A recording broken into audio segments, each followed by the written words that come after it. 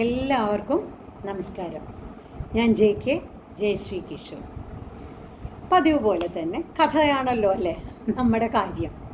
അപ്പോൾ കഥയുമായിട്ടാണ് വന്നിരിക്കുന്നത്. ഇന്നത്തെ കഥ എന്താണെന്ന് വെച്ചാൽ, നമ്മൾ ഒരു കർമ്മം എങ്ങനെ ചെയ്യണം അല്ലേ, നമ്മൾ അതിനോടുള്ള ഒരു സ്നേഹം വേണം, ഒരു പാഷൻ വേണം അല്ലേ, എന്നാലേ നമ്മൾക്ക് ആ ചെയ്യുന്ന കർമ്മത്തിനോടൊരു എന്താ പറയുക, ആത്മാർത്ഥത ഉണ്ടാവുള്ളൂ.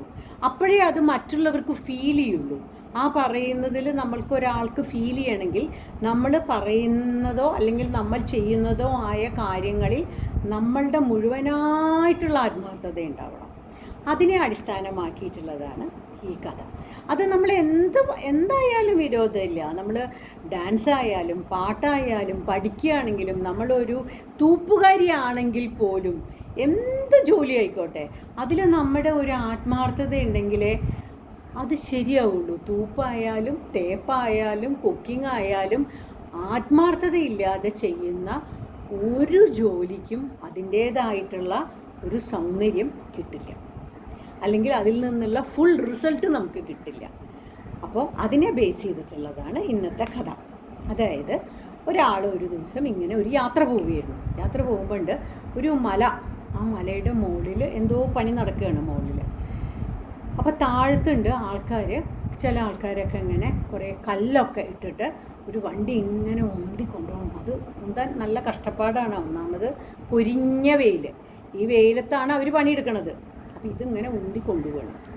അപ്പോൾ ഇയാൾക്കൊരു കൗതുകം തോന്നി, ഇവരെന്താണ് ചെയ്യണേ, എൻ്റെ മുകളിൽ എന്താ ചെയ്യണേന്നറിയാൻ. അപ്പോൾ ഇവരെന്ത് ചെയ്തു, ഇയാളെ ഇറങ്ങിപ്പോയിട്ട് ഈ ആൾക്കാരോട് ചോദിച്ചു, നോക്കൂ നിങ്ങൾ എന്താ ചെയ്യണേന്ന് ചോദിച്ചു. അപ്പോൾ അതിലുണ്ടായിരുന്ന ഒരാൾ പറഞ്ഞു, നിങ്ങൾക്ക് എന്താ കണ്ണ് കാണില്ലേ, ഞങ്ങളെന്താ ചെയ്യണമെന്ന് നിങ്ങൾ കാണുന്നില്ലേ, ഞങ്ങൾ ഈ കല്ല് ഉരുട്ടി കൊണ്ടുപോവാണ്, ഇത് ഉരുട്ടി കൊണ്ടുപോയിട്ട് വേണം ഞങ്ങളുടെ ഒരു ഇന്നത്തെ ദിവസം കഴിയണമെങ്കിൽ. ഓ മതിയേ ഈ പണിയെടുത്തിട്ട്, ഞങ്ങൾക്ക് വൈകുന്നേരം എന്തെങ്കിലും ഒന്ന് കിട്ടൂലോ, ഒരു കൂലി, നക്കാപ്പിച്ച ഒരു കൂലി, ആ കൂലിക്ക് വേണ്ടിയിട്ടാണ് ഞാൻ ഈ കഷ്ടപ്പെടുന്നത് എന്ന് പറഞ്ഞ് അയാൾ അവിടെ കുറച്ചു നേരം ഇരുന്നു. അപ്പോൾ ഇയാൾ എന്ത് ചെയ്തു, ഈ കൗതുകം കൊണ്ട് ഇയാൾ പിന്നെയും മുകളിലേക്ക് കയറി. മുകളിൽ കയറി കുറച്ച് ദൂരം അങ്ങോട്ട് പോയപ്പോൾ കുറേ ആൾക്കാർ അവിടെ സിമൻറ്റൊക്കെ കൂട്ടണു, കല്ലും സിമൻറ്റും പൂഴിയും ഒക്കെ കൂട്ടിയിട്ടിട്ട് ഇങ്ങനെ മിക്സ് ചെയ്യണു, ചട്ടിയിലാക്കണു, ഓരോരുത്തർ കൊണ്ടുപോകണു. അപ്പോൾ ഇയാൾ അവരുടെ അടുത്ത് ചോദിച്ചു, നോക്കൂ നിങ്ങളിവിടെ എന്താ ചെയ്യണേ എന്ന് ചോദിച്ചു. അപ്പോൾ അവർ പറഞ്ഞു, ഞങ്ങളിത് സിമൻറ്റ് കൂട്ടി കുഴയ്ക്കുക, ഞങ്ങൾക്ക് ഇത് കൂട്ടി കുഴച്ചിട്ട് വേണം, ഞങ്ങൾക്ക് കിട്ടുന്ന ശമ്പളം കൊണ്ട് വേണം ഞങ്ങൾക്ക് ഇനി ഞങ്ങളുടെ ഭാര്യയും കുട്ടികളെയും പെങ്ങളെയും ഒക്കെ നോക്കാണ്ട്, വീട്ടിൽ ഒരുപാട് ചിലവുണ്ട്, ആ ചിലവൊക്കെ കഴിയണമെങ്കിൽ എന്താ, ഞങ്ങൾ ഈ കഷ്ടപ്പെട്ടാലേ പറ്റുള്ളൂ, അപ്പോൾ അതിന് വേണ്ടിയിട്ട് ഞങ്ങൾ പണിയെടുക്കുകയാണ് എന്ന് പറഞ്ഞു. അപ്പോൾ ഇയാൾ പിന്നെയും മുകളിലേക്ക് കയറിയപ്പോൾ അവിടെ ഈ പറയുന്ന അതേ ചൂടത്ത് മുകളിൽ പോകും തോറും മൊട്ടക്കുന്താണ്. ആ മൊട്ടക്കുന്നിൻ്റെ മുകളിൽ നല്ലവണ്ണം അവിടെ ഒരാൾക്കാർ നിന്നിട്ട് അത് നൂല് പിടിക്കുന്നുണ്ട്, ഇഷ്ടികകൾ വയ്ക്കുന്നുണ്ട്, തേക്കുന്നുണ്ട്. അപ്പോൾ അവരെടുത്ത് ഇയാൾ ചോദിച്ചു, നോക്കൂ ഇവിടെ നിങ്ങൾ എന്താ ചെയ്യണേ എന്ന് ചോദിച്ചു.